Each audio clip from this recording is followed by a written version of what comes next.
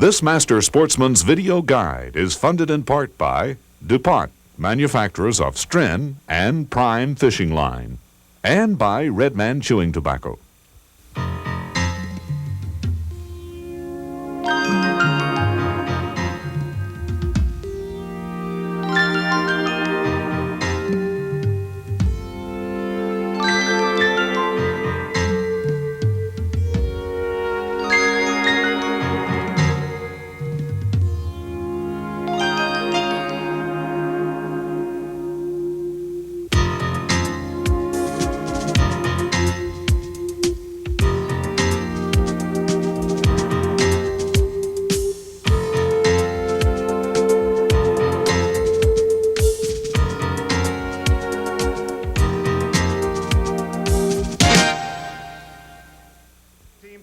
Denny Brauer from Camdenton, Missouri, is one of America's most successful professional bass anglers, with tournament winnings of more than $130,000.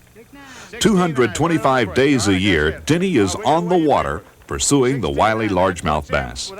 Denny has qualified 5 straight years for the Bassmasters Classic, the World Series of professional fishing, and considered to be the test of the very best. He has 10 top 10 finishes along the Bassmasters Tournament trail, including wins in the 1984 and 1985 Texas Invitational and 1985 Chattanooga Invitational. Denny has fished 40 bass events, finishing in the money 30 times. His favorite lures include jig and frog, spinnerbaits, worms, and crankbaits. And Denny's favorite fishing technique is flipping, a technique he has perfected for big bass catching success. So often in the sport of bass fishing, fishermen get locked into one style or method of angling. The key to catching fish a high percentage of the time is versatility. That's one reason you see your pros consistently catch fish. They know the different methods, the different techniques of going out there under all types of weather conditions to make these fish bite. Today, we're going to show you a technique called flipping. It's a technique that when the fish are in heavy cover, you've got an opportunity to get the bait into them and get them back out. It's a technique for catching really large fish. Hopefully today, we can catch 1 or 2 of those fish, show you the different lures, the different presentations, the keys to actually catching fish flipping. So stay with us and we'll see if maybe we can't catch 1 or 2. What we're going to talk about first is equipment. Equipment's a real critical part in flipping. The rod itself is probably the most important piece of the equipment because you need the length and you need the power to get those fish out of the heavy cover. The rod I designed for Daiwa is a 7.5-foot rod, which I think is the ideal length. It gives me the ability to flip it out there into the heavy cover, but it's also long enough and stiff enough to give me the leverage to get that fish out of the cover once he bites. I don't like a real stiff rod. This here rod's got a little bit of tip to it, and the reason for that we'll show you a little bit later when we get into some pitching. I can get a little more distance on pitching the lure out there. The handle, I need the length of the handle to support right there. When I get that fish down that cover, I need that leverage, all the leverage you can get. You can imagine a big 5, 6, 7 pound fish on 15 foot of line, how much torque it takes to get him out of there. That's why we're using this heavy equipment. The reel, you need a heavy duty reel. This isn't the place for light action equipment. We're horsing these fish. We play with them once we get them into the boat. Flipping mechanisms, that's a personal preference. If you like them, fine. If you don't need them. I've got a reel that I can flip onto the flipping or just use it as a regular bait casting reel. Personally, I don't like to use a flipping feature because it gives me the ability, if a fish breaks out here, I can make a cast to him. I don't have to worry about trying to thumb that line out there. It just makes me a little bit more versatile. The handle, I like a good handle, a big handle on my reel to help with the leverage. It's all a matter of trying to get that fish out of the cover. The line is the only other piece of equipment that is real critical, and it's probably the most critical part of this whole setup. You can have the most expensive rod in the world and it won't do you a bit of good if you're using cheap line. You need to use a good premium line. You need to tie good knots. Once you get that fish coming, you need to keep him coming, and that's why we use heavy line. I normally use 25-pound test when I'm flipping. If I'm in real clear water and I'm just fishing the edge of grass that's not too heavy, I can go as light as 17. But if I get around brush, getting the bait into log jams and them real nasty looking places, I'll go all the way up to 30-pound test line. I need to hit him and get him coming. The bait we're using today to start out to try to catch a fish with is a plastic worm. It's a bait that's been around for a long time. It's a very simple bait to fish, and it works good in the method of flipping because it comes through the cover so easy. This rig I've got the slip sinker toothpick to the head of the worm. That keeps the bait a little more compact, lets it come through and slide through that cover a little bit easier. The hook is a big hook. In flipping, you can't get by with light wire hooks. You got to use heavy equipment just like the rod and reel and the line. You got to keep your hooks heavy too. I'm using a 4/0 in this particular worm. It's about a 7-inch worm. As you go up in size on worms, you need to go up on size in your hooks and your slip sinker. Keep everything uniform. Match the size of the slip sinker and the hook to the size of the worm. Now let's go see if we can't maybe catch one on this worm. We're going to start out flipping this matted type of vegetation. Here in this particular lake, it happens to be hydrilla. A lot of lakes across the country, it can be a lot of different things. It can be milfoil, it can be sawdust. There's a lot of different types of matted stuff. A lot of times you'll have a log jam where you'll have a heavy rain and a bunch of this sawdust will come in and mat around it. Well, you break this worm down through that stuff and you'd be surprised what type of bites you can get. Later on today, we're going to go to some different types of cover. We're here in Florida, and this matted grass during the summer like this is the key type of cover. But later on, we're going to show you some different types of wood that you flip, and maybe some of this stuff will match your situation around the country in your particular area. Right now, we're going to try to get one out of this here grass. Initially, we're going to start out flipping the edges of this vegetation, the little points, the little pockets. We're going to try to get the easy flipping fish. Later on, if we can't get them to come to the edge and grab that worm when we drop it down alongside of it, we're going to have to get into the middle of it, go to a heavier slip sinker and drop right down in the center of that stuff and force them to bite. I like to call it force feeding them. You got it dropping right down on their head. They've got two things to do, either run from it or grab that bait. And a big old fish don't like to be told to move, and most of the time he'll grab that bait. That's what makes flipping so effective in this heavy cover. It's the only way you're going to get the lure to that big old fish laying back there in that dark old hole. The reason these fish are in here, it's the middle of the summer, this stuff has come up matted, they're wanting to get in, it's dark in there, they're not wanting to come out on the edges and grab a spinner bait or a topwater bait. We're just kind of laying there. They're kind of stubborn. That's the reason we're flipping right now. We got to get in and try to get them out of this stuff. There's one. Oh, he's not very big. Get out of that grass. There he comes. Just a little one. I'll tell you, that fish this size, boy, he was hooked good. Fish this size is still fun to catch. You feel that old thunk down there? You don't know whether it's one this size or one 5 pounds. Nice little fish. We'll let him go. Well, when you land these fish, if you're going to release them and you're not going to keep them, when you bring them into the boat, don't let them flop around down there on the carpet. That takes all the film off them, and it really hurts their chance for survival. If you're going to let them go, just grab them by that lower lip like I did and ease them back in the water. Don't throw them in. Just let them in the water real slow and let them swim off. With the method of flipping, you land them so quick that they're not even tired. They're right back in that cover just like that. We're just going to kind of stay back and pitch the edges of this stuff. Boy, it looks good. The mistake I see most people make when they're first starting out flipping is they'll get that bait and they'll swing it out there and they'll be caught just like this. Two things are going to happen. You go to set the hook, it can pop out of your hand. The other thing, if you do manage to hang on to that line, you're liable to cut your finger all the way to the bone, and you don't want that to happen. So when you make that flip, let it slide through your fingers and get this hand right here at your rod. Let it go to the bottom, shake it a couple times, bring it back out in one smooth motion, put it back in there, and you can see I'm just kind of lowering it down with my rod tip, shaking it a couple times with the rod, bringing it out and putting it in again. I never really touch the handle of the reel. It's engaged and it's ready to set the hook at all times. You can cover a lot of water with this style of flipping. Just put it in and bring it back out. Naturally, you got to see what the mood of the fish are. There's days they want it left in there a long time, and there's other days you can put it in there and they'll hit it on the initial drop. The different types of bites, sometimes you'll see your line move off. It may just hop, it may go taking off across the water.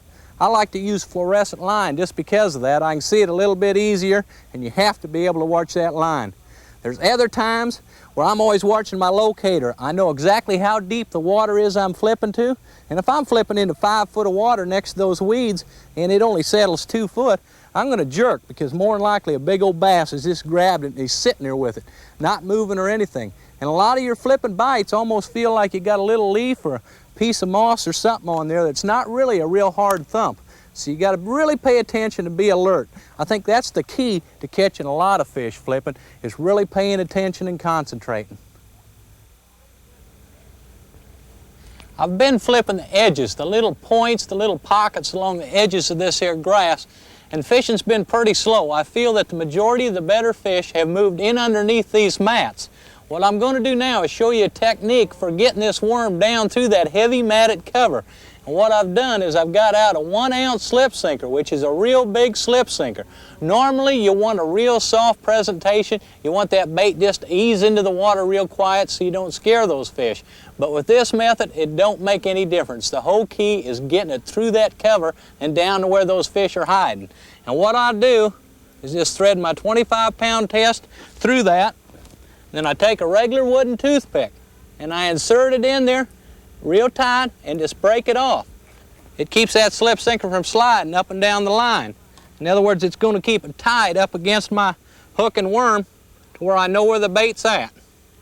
The knot I use is an improved clinch knot. It don't really make a lot of difference. Just learn 1 or 2 knots and learn them correctly. You don't need to know all those different types of knots. Just tie them good. Okay, a worm I like to use when I'm using this technique is a straight tail worm, because it falls down through that hydrilla and matted stuff a little better. Got a fairly good size hook there. Slide that toothpick slip sinker down so that it's tied against the worm, just like that. And that's the rig I'll be flipping into this stuff.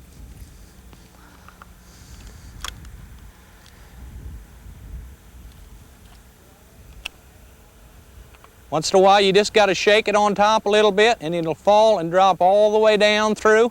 Once you get it broke down through that stuff, a lot of times you just sit and shake it in place. That'll bring fish from a big area all around it to the bait. In other words, I don't have to flip every little inch of it. I can make one flip and cover like a 10-foot square area of vegetation where the fish are coming to me.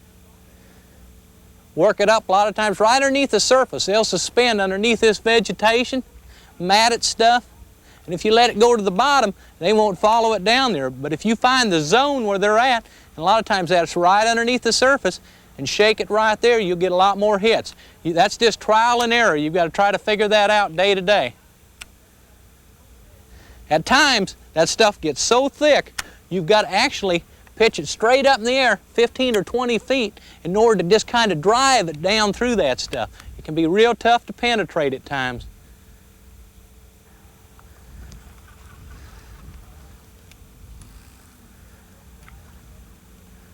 There, it broke right on down through.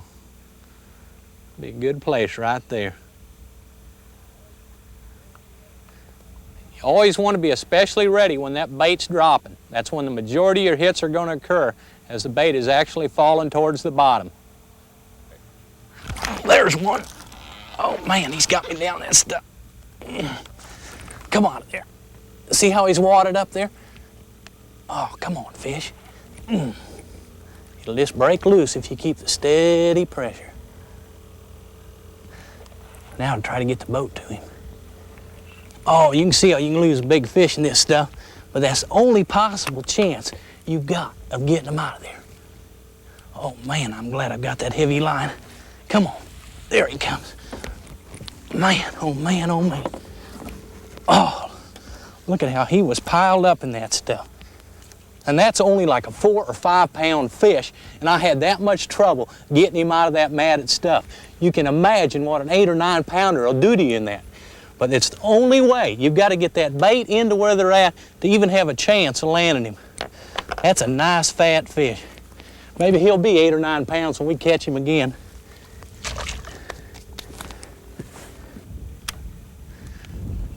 That fish I just released was way back in the middle of that stuff. With it starting to cloud up a little bit more, they should start moving towards the edge a little bit better, and we might be able to catch them by going back to the smaller rig, back to a little lighter slip sinker. It's a little easier to work with too. Colors, that one I caught on a red and black, which is kind of a good Florida color in worms.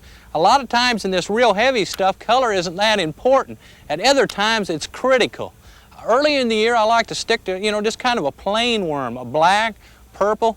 Once the water warms up to 65 degrees is when I start fishing these worms primarily anyway.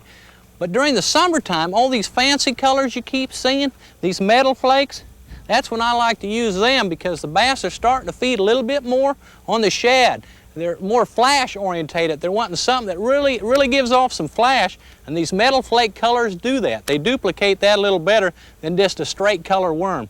So I do mix it up a little bit with colors and play around some there. But it's a day-to-day deal. If you're not getting bit on one color, don't be afraid to try something else.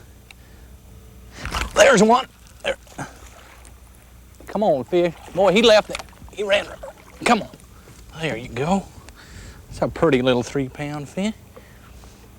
Boy, I tell you, hooked right in the corner of the mouth. Those are the kind that win tournaments for guys.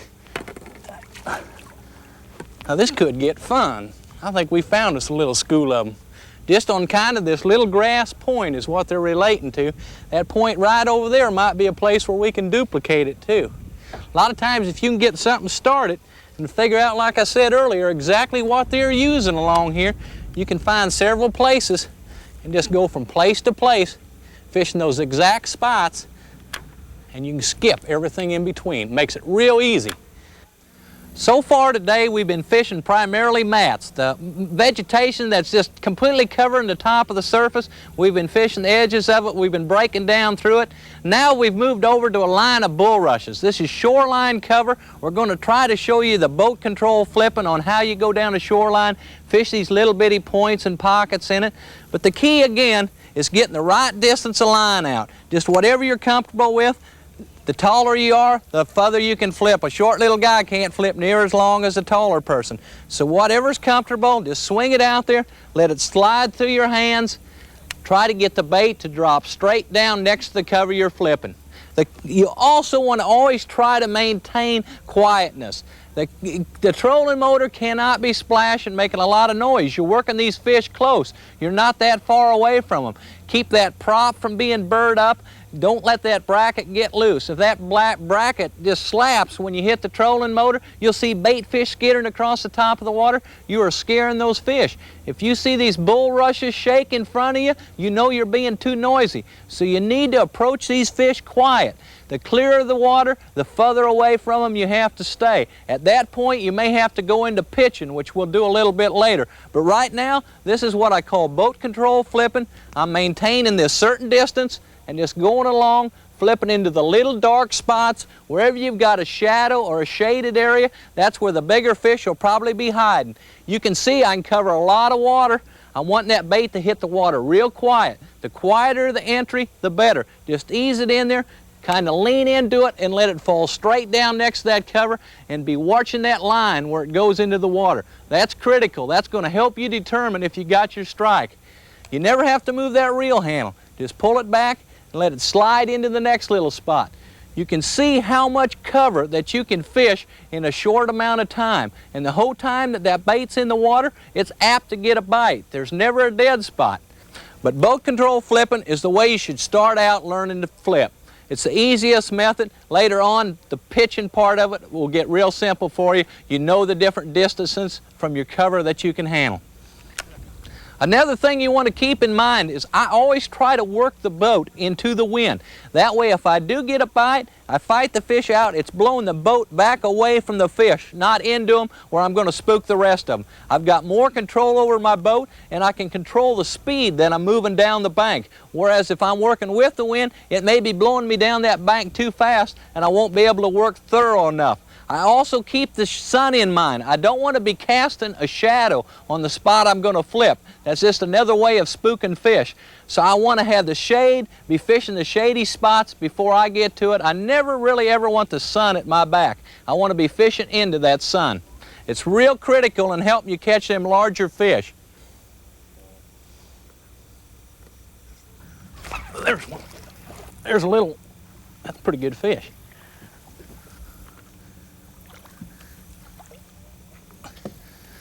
It's not a bad one, about 2.5 pounds. Now you noticed how easy it was to get that fish to the boat. Once you clear him of cover with this long rod, you've got a lot of control over him. You've got that heavy line, a heavy hook, a heavy reel. I've got a pretty good chance of getting him out of that cover and into the boat in a hurry. And that's what you're doing with flipping. You're not wasting a lot of time getting him to the boat. He'll be 5 pounds next time. A lot of times after you catch a fish like that, if you've had to drag him out of some rough stuff, you always want to check that line to see whether it's frayed. If it's frayed, you need to bite off about a foot and retie. Boy, it'll show up on a big fish every time. You put a little extra strain underneath it, it'll pop your line. So you can't retie too often. If I'm fishing a tournament, I'll retie after every bass. I just won't take the chance. Tie an easy, simple knot and you're on your way. Just always make sure that slip sinker's back against the head of that worm too. You don't want it falling away. There's a good looking spot. The reed shook. There he is. Come on out of there. That's a good fish. Come here. Now that fish is too big to swing into the boat. Come here, baby. Whoa! Oh man, look at the size of him. Oh, nice fish. The reason I caught that fish is I didn't even see my line move. When I flipped my worm in there, the reeds just shook, and that indicated that he had come and grabbed that bait, and then I saw my line just twitch a little bit, and I went ahead and set the hook, and that's the result. You've got to pay attention to what that bait's doing at all times. So often when you're flipping this type of heavy cover, you'll see the fish actually move in the cover to come to the bait, and that's an indication that you best be getting ready, get in position, and set the hook on him. Boy, that's a pretty fish. Look at how the cover he was in there. Come here, big boy.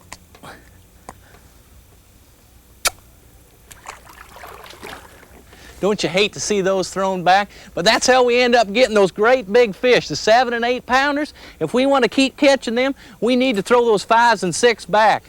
Tournament will weigh them in, but otherwise we'll release them.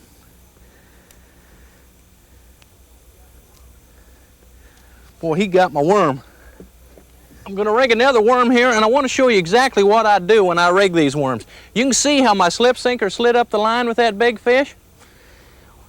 First thing you do when you put the new worm on, stick it in about that far. You want it to hang perfectly straight. Bring it out, slide it up, just kick it back in there. And I like to kind of make a little channel there so it's a little easier to hook them. But with this heavy line, you get a pretty good hook set anyway. Then you slide that toothpick worm just right down tight against it, and you got the perfect flipping rig. That'll swim through and come right through that cover real easy. See if we can't get another one out of that stuff. That there fish was right in tight against them clumps. Yeah, there can't be one by every bush, that's for sure. I'll tell you what I probably need to do, and a lot of times it does make a lot of difference when you're coming in right on top of those fish, is putting a little scent on it. You know, human scent will scare fish, and there's a couple of reasons I like to use a spray on my bait. One is for the olfactory reason, the scent and all that. But another reason is the slicker I can get that bait, the easier it's going to come through all that grass and vegetation. Just makes it helps it keep from getting hung up a little more, I feel. A lot of it's a confidence factor too. You've got to believe that your bait's going to get bit. You'll work it a little bit better. You'll keep it into that right spot the right amount of time. Just let those fish tell you what you need to do. Boy, this is a good looking bank. Once in a while you just shake it up and down in one place and you can bring those fish right to you, just like fishing underneath those mats. Cover a big area. There. I don't know whether I bumped a reed or whether that fish bumped it. Boy, I tell you, when you're not sure, you've got to jerk. It don't cost anything to jerk, and a lot of times in a tournament, I'll jerk 10, 15 times during the day, not knowing whether there's a fish there. But if you're not sure what that bait's doing, boy, you know, just swing away. It don't cost anything to jerk. I was lucky to get my worm back there. Once in a while, a fish will have hold of the tail of it. But usually when you're flipping, if you feel that thunk, he's got the whole bait. You don't need to wait. Just get that rod in position to set the hook right. Get it down there, crank down whatever it takes to where you can get a good, smooth jerk on him. You need to get that proper leverage right off the bat. I'll never usually set the hook when it's up high like this. I'll just take my time, crank down, and give him a powerful swing.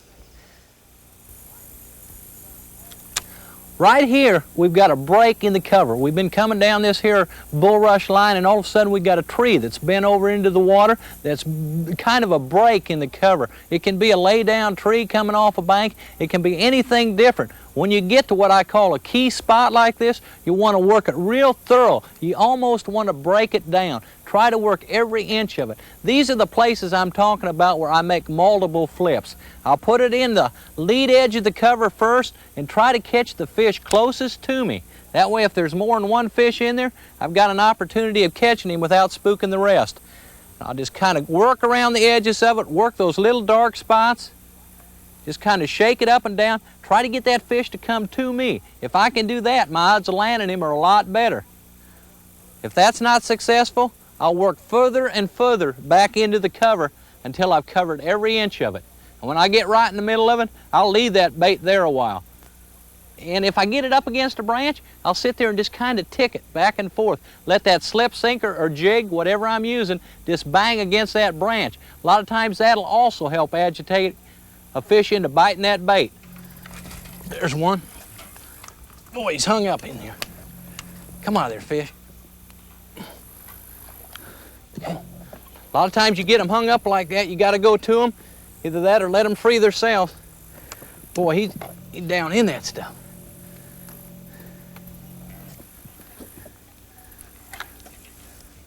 Just keep it tight. You got them pinned against something.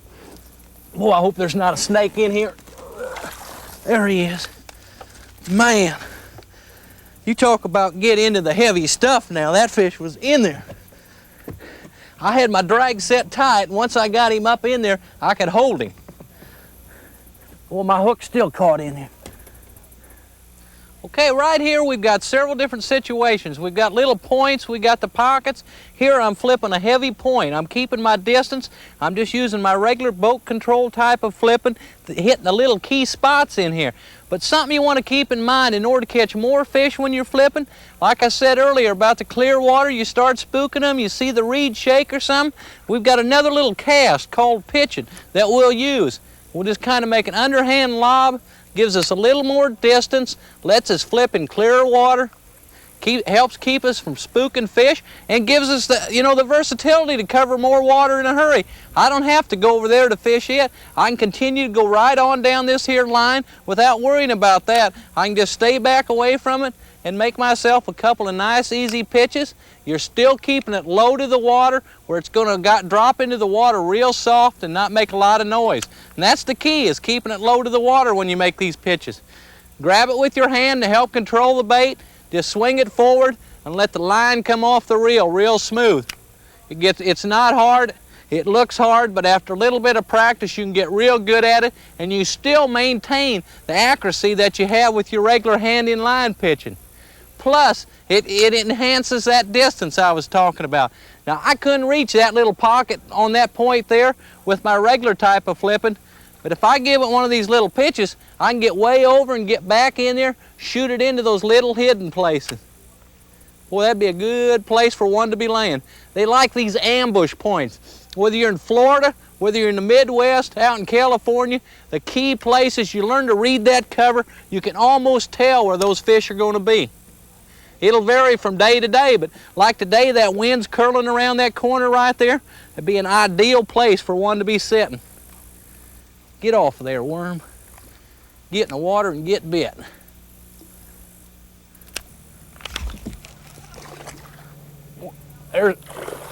Oh shoot, he got off. Boy, he grabbed that bait one and hit the cover and come running out into deep water. I just saw the line streaking there. I don't know, you can't get them all. I just may put too much pressure on him, but you gotta turn them and get them coming towards the boat. There might be another one in there. A lot of times you'll see somebody flip by a bush or a log and they'll catch a fish or they'll miss a fish and they'll just go right on down the bank. Well shoot, there might be a whole school of them there. You always want to fish that piece of cover good and thorough before you go on. Come on, fish. The way I tore that cover up there, he probably spooked the whole school. That's one of them deals, like I said earlier, where I'll come back an hour later. A lot of times I can make that same fish bite again if I drop it in perfect. Now, there'll be some more around here. A lot of times when you get in an area in this heavy cover, you'll have like a 50-yard stretch where they'll be bunched up and there won't be any for another mile up and down the bank. You can see how much more distance I can get to help keep from spooking them. This water's a little clearer back here. Man, did I blow that one. If that was a tournament, boy, that'd haunt me right now. A lot of tournaments are won and lost just because of a fish jumping off by the boat. But that's one thing about flipping. It's a real high percentage technique. If I can get 10 bites on some days, I can hook and land all 10 fish. They're not going to break my line, and I always got a good chance of getting them out of that cover. Man, I can't help but think there's another one here. There he is. That's a pretty good fish right there. Come on. There were two of them in there. Boy, that's a good fat fish. A lot of times, if you just stay with a good spot, you can agitate that other fish into hitting. Boy, a limit like that in tournament go a long, long way. Get back in there. Be back and catch him again sometime. Whew. And you see how the wind's blowing me back away from my cover? If I'd have been fishing with the wind at my back, I'd be blown right in on my spot now. But it's drifting away and I can go back and get myself another worm and just ease back up and flip it again. It's critical boat control. Okay, you can see how easy I can get that distance with this here nice, easy underhand flip. It's not really a flip, it's a pitch. There's several ways you can do it. A lot of times I'll just bring it back and fling it out like that, won't even grab the bait. When you're first starting out, it's a little easier to maintain your aim by grabbing hold of it. If you really want to get fancy, you can give it one of those little numbers, twirl it around and shoot it back underneath places. I like to use that little cast underneath boat docks, or when I've got a tree above me where I can't get my rod real high, I'll just get down low, just kind of twirl it around like that and shoot it back in. You can get a lot of distance that way. That heavier clump right there ought to have a fish. You know, this stuff's kind of thin, and as we're going down the bank, those heavier places are the places you key on.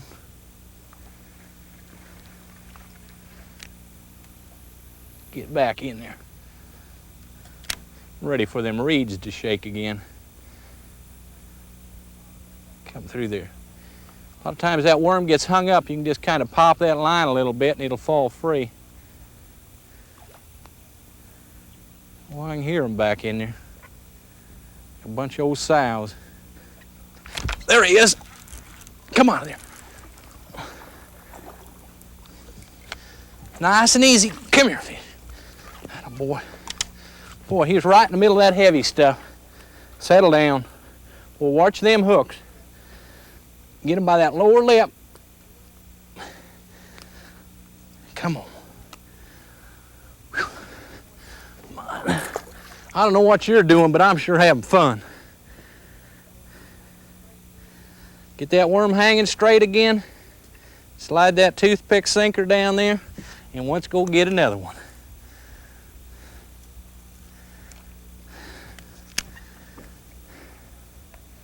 Boy, it's getting hot out here. That sun will drive them back into those shaded areas even better. A lot of times your best flipping's in the middle of the day where they're really concentrated in that heavy cover in them shady spots. Early in the morning, late in the evening, you can probably catch them on spinnerbaits and topwaters. They'll be out roaming these edges feeding. But boy, once it gets bright out, they get tied to that cover. Or once you have a cold front. A cold front's notorious for driving them into these real heavy spots, and they just won't come out and grab anything. So you got to go in and flip into that cover and just wiggle it in front of their nose. I'm going to show you a few of the different types of worms I use, not only that I've used today, but what I use in different seasons, the colors I use, and the whys. This particular worm I've got right here is a hook-tail type of worm. It puts out a lot of pressure waves in the water as it's falling. It's got its own built-in action. That's what makes it so good. It's probably my #1 favorite type of flipping bait when I'm flipping vegetation. Another worm is a paddle tail type of worm. It puts out a lot of vibration in the water too. It's a good drop bait. It falls real good and vibrates real good. Then we've got our slither type of worms. This is the worm that you've seen me catch quite a few fish on today. It's a firetail color. It's got a built-in action of its own, but it's a quieter worm. It don't put out a lot of noise, and a lot of times when fish are real spooky, that quiet entry and that quiet worm swimming through the water almost like a snake is what it takes to key them. Now when I get to feeling real good and I've got me a limit in the boat in the tournament, I go to a great big worm like that, and at times, the bigger the bait, the bigger the strike you'll get, the bigger the fish. So, you know, keep an open mind, experiment with colors, experiment with styles of baits, and experiment with the different methods that you are working them. Don't be afraid to speed it up or slow it down. Baits are critical.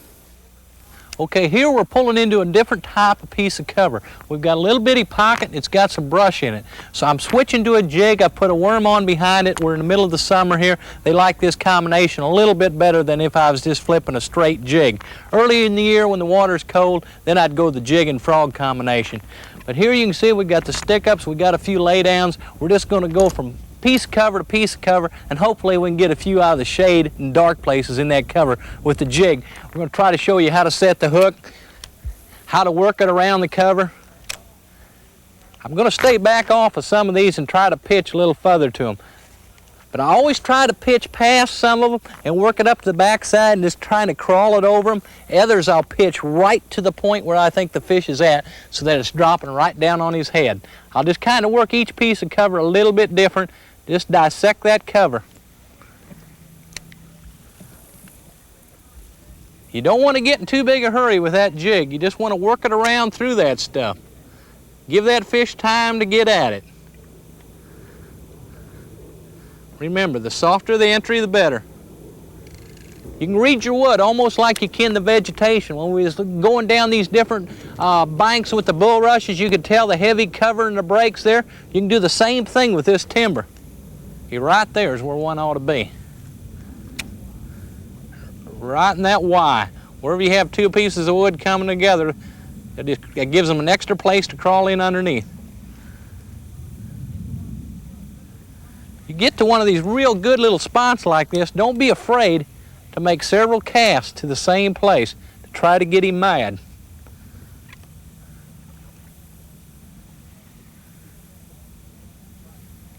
He may be down at the base. You can see how that log runs down underneath the water, and right there is the end of it.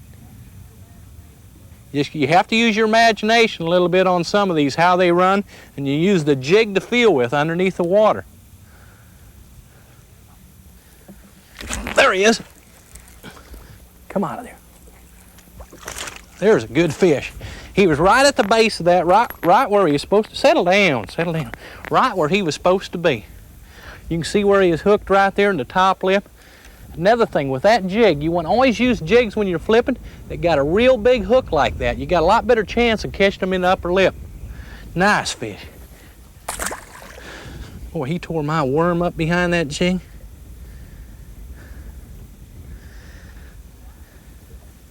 He was right where he was supposed to be, right in the key area. You can just see that dark shadow down there. That's where the end of that tree runs. It's really the heaviest spot. He had two places he could have been right there. He could have been right in the Y, or he could have been, you know, right at the heavy end, at the root end of the lay down log. Okay, now you see that jig I got over by that stump? See, I've got it hung over that little bitty branch. When I do that, a lot of times it's a bad flip on my part, but since I'm right there, I'll just sit and jig it up and down in one spot. You can get them aggravated once in a while to where they just come up and swipe it right off the top of the branch.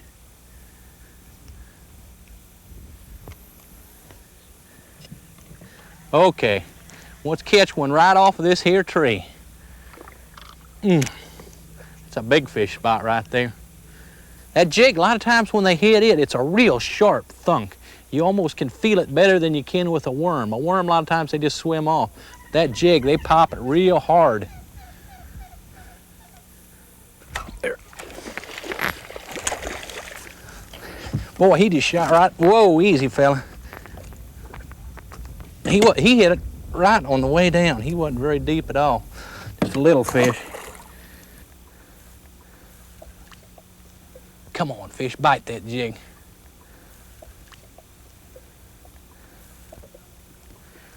Well, I guess there's not going to be one here.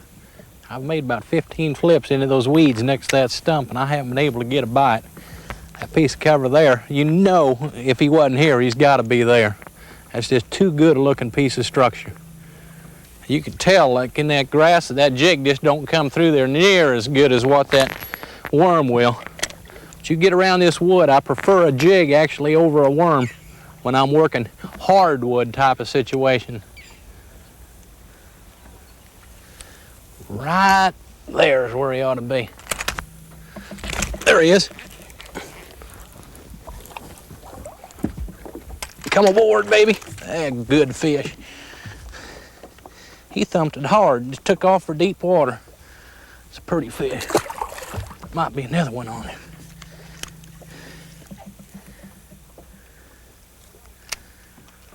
There he goes. There's one.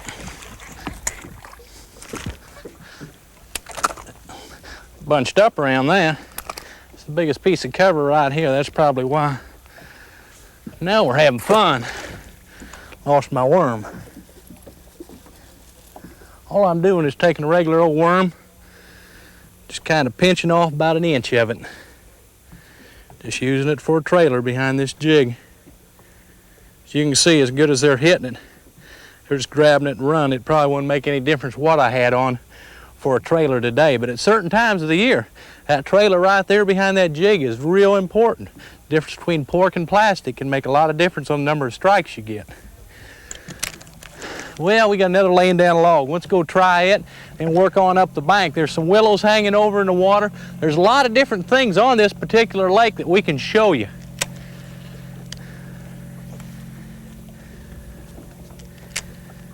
Come on, fish.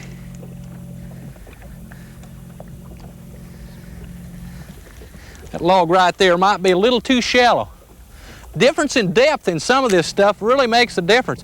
At times you can figure you might have 10 different logs there, and the fish will just be on the ones that are in 4 or 5 foot of water. The ones that are maybe in 2 foot of water, just a foot or two difference, you won't be able to get a bite on. So when you catch a fish off one of these places, pay a lot of attention to what depth he come from. How deep was it in that spot? It's just another way of helping you duplicate, you know, and get a pattern going, something to relate to. Makes it a lot easier. Helps you eliminate some of this water.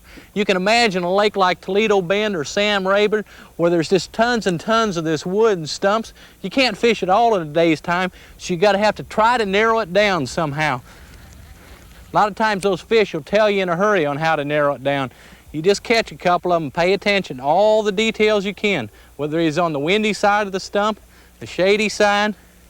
There's times real early in the year that they'll actually lay on the sunny side of a stump right underneath the surface, up there sunning themselves. If you can pick up on that pattern, it makes it a lot easier. You can go to each piece of cover and just make one flip instead of 10. Let's go on down this here bulrush line and see if those willow trees down there might not have a fish or two. We're going to run out of daylight here before long. Might as well catch one on the way over there.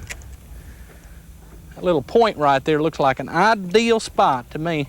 Wind's just blowing right around the corner there. You can see that dark little pocket in there. If I was a betting man, I'd sure bet on that. Come on, bass.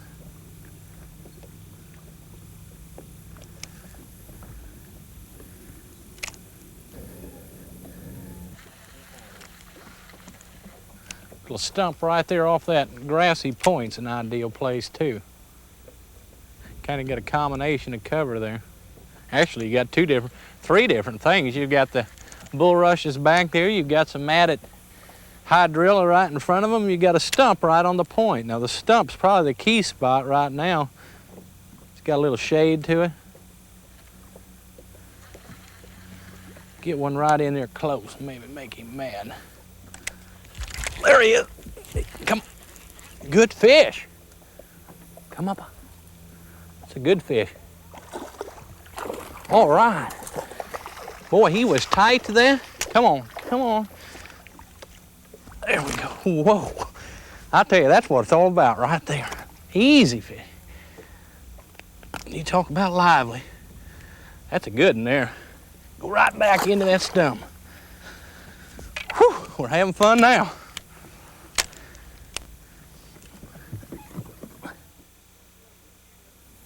I want to show you a few different styles of jigs I use and some things I do to them that I think help entice a few more fish to bite them. The first thing I do is I trim a weed guard. You can see how high that weed guard sticks up above that hook. That's not necessary. I just take a regular old scissors, just kind of trim it off on an angle. That way it's not apt to hit the roof of the fish's mouth. You can see there how much more compact that bait is. It comes through the cover a little bit easier being trimmed like that. Another thing I do is I just bunch that skirt up. It's too long. You don't need a skirt that long. Trim it off, shorten it up, just like that. Now you can see how that helps it flare out. And in the water, that it almost looks like it's breathing, almost alive, and it's got twice action just because I shortened it. Another thing I'll do before I ever fish any bait, whether it's a worm, a crankbait, or especially a jig, I'll get myself a good file or a stone and sharpen that hook and make sure it's sticky sharp. And a good way to test that is on your fingernail to where it won't slide across your fingernail. You want it to grab the roof of that fish's mouth. Okay, now that's just a plain jig there. You can get as fancy as you want to with your different colors. This one here has got a little bit of shiny material in it. It's almost like a metal flake worm, but it's in a jig, and a lot of times that flash will help, agitate another strike. Okay, what I do with this here particular jig, I'd guess in 75% of my fishing, I've got a pork frog behind it, especially when the water's colder. Different styles of frogs, there's a lot of them on the market. A #1 pork frog probably is as good as any. This is a 2500 series crawl frog here. But I always like to hook them on belly first. Go through the fatty part. It's kind of hard to do, but there's a little hole that's in the bottom of every one of these. But you want that fatty part hanging down. You want that on the bottom. Everything that swims in the water, its bottom side is its lighter side, whether it's a crawfish, a shad, or anything. The bottom of the bait is lighter, and you're trying to do that with your bait. Because after you work this a little bit, especially around gravel and rocks, that fatty part is going to lighten up and it's going to show light, and that's what you want on the bottom. Another little jig type of bait that I got right here, I don't know whether you can see it real good, but it's what we call a spin jig. It's got a little blade. It's like a spinner bait, and I do flip spinner baits at times. I'll flip them right in and just let them flutter down. They're going to hit this bait on the drop, and it's just a jig. It's got a little cable, and it's got a blade on it, and it's a flutter type of bait. I'll fish it the same way I fish a jig or fish a worm when I'm flipping and pitching. One other little thing is a rattle jig. It's something fairly new on the market. You can see right here on the shaft of the hook, there's a rattle that's shrunk wrap right to the hook. You can't probably hear it, but once it's in the water, where I get down there in a brush pile and start bumping it against a branch, I can make a lot more noise. It's almost like a rattling crankbait, but it's built right into that jig, and it's something else that'll help agitate a strike at times. So you've got several different ideas and several different things you can do with the jigs, but just like the worms, don't be afraid to experiment. Folks, we're running out of time. I hope today we showed you one or two things that might help you catch more fish with the different technique of flipping. I know some of you have flipped before and you probably have seen the different things we showed you, but if you can learn just one or two new things, it ought to help you catch more fish. We went into the different types of presentation, the lures, the different types of cover to flip, and hopefully it's going to help you put more and bigger fish in the boat. I think I'll go try to catch one more before we leave. Oh man, he ought to be right there.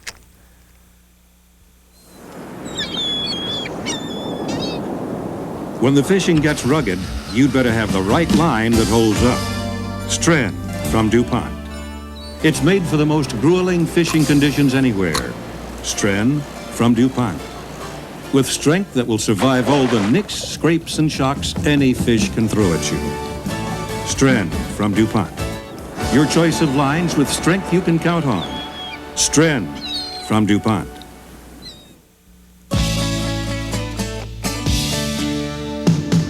This is the place where the work gets done.